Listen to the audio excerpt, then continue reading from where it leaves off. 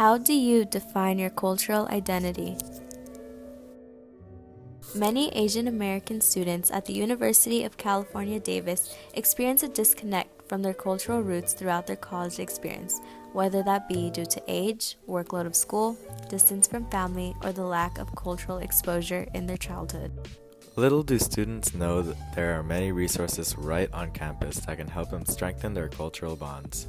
Many of these resources come in the form of cultural interest organizations, formed and ran by university students.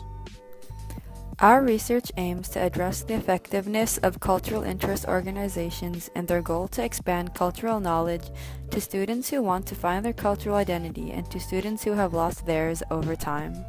In our research, we gathered Asian American students who are involved in cultural interest organizations to ask them how their involvement has affected their understanding of other cultures and their own. Do you believe that not being culturally aware has repercussions?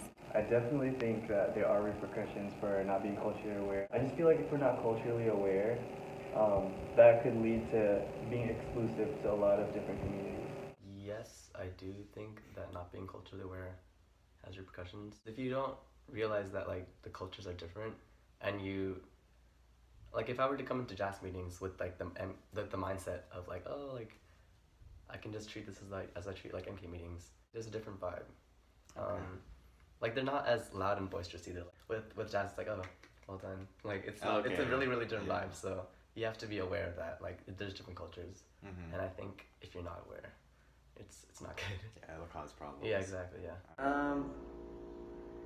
Well, I think it's definitely a plus to be culturally aware, because like if you go to a place or something, a situation where you don't really know anybody, but you see someone who might be from the same culture from you, and that already provides a way to connect with someone who you might not know, even if you're not culturally aware of like based on your ethnicity. Like you could be, I guess you could always find something to connect with if you are aware of like your own culture, and you can find someone else who shares that. What is mga kapatid? Mga kapatid translates to my brothers and sisters in Tagalog, which is our Filipino language.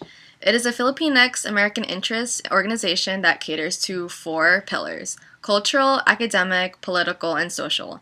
And we fulfill these pillars through various events, socials, and workshops.